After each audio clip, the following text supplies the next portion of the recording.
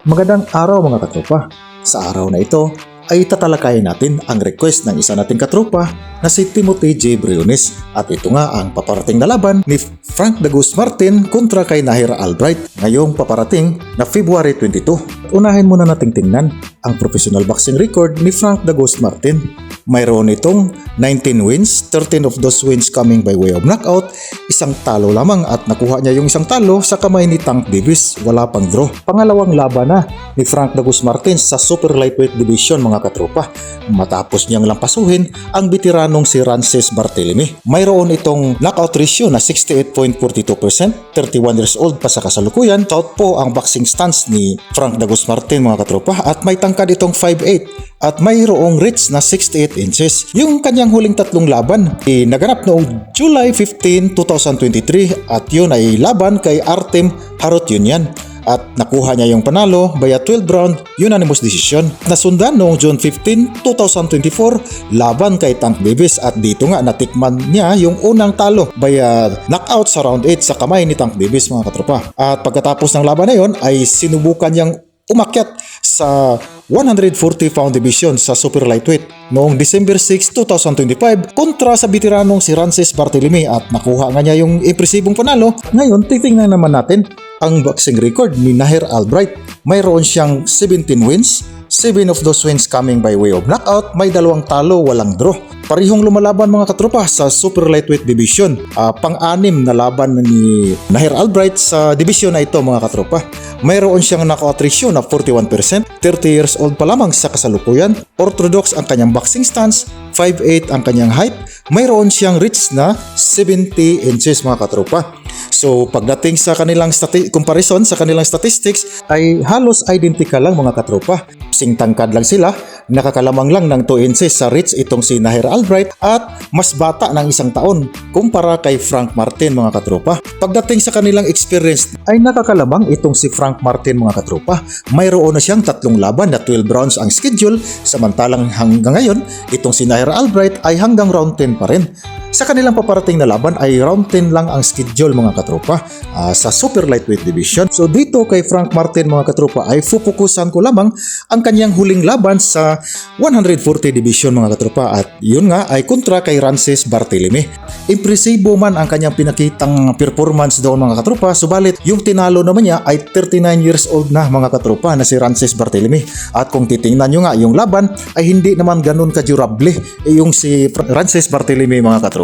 Ibang-iba itong si Nahir Albright mga katropa. Kung titingnan nyo nga yung laban nitong si Nahir Albright kontra sa dalawang magkapatid na Keyshawn at Kelvin, may ibubuga talaga itong si Nahir Albright pagdating sa kanilang laban ni Frank Martin mga katropa.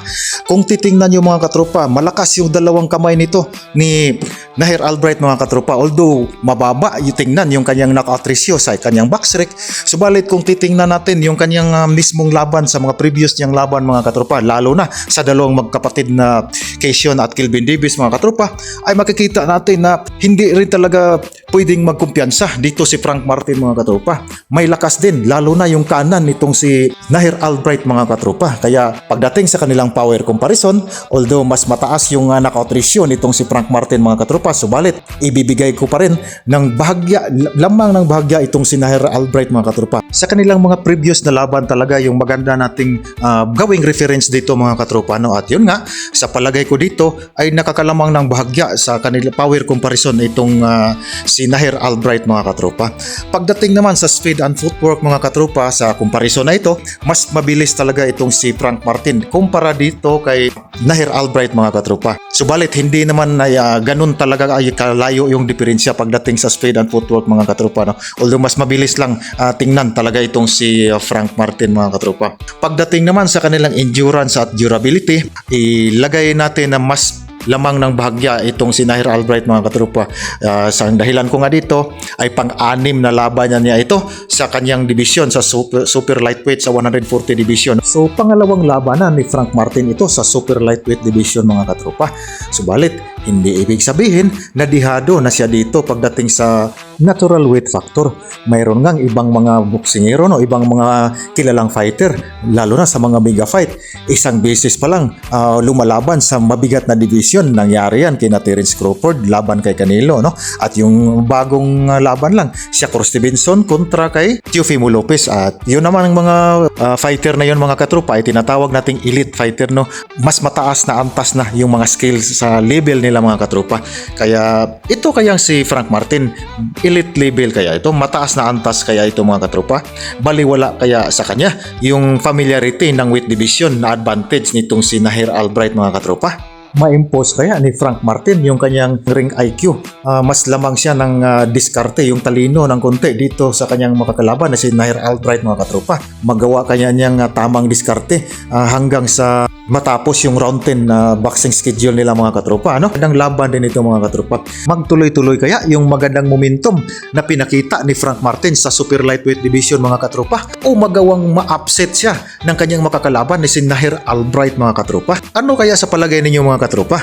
I-comment nyo yung inyong mga prediction dito, mga katropa. So final prediction ko dito sa aking sariling opinion lamang ay dito ako papabor sa underdog na si Nair Albright, mga katropa. Sa palagay ko, sapat na yung pinakitang performance ni Nair Albright sa dalawang magkapatid na Kisyon at Kelvin Davis, mga katropa.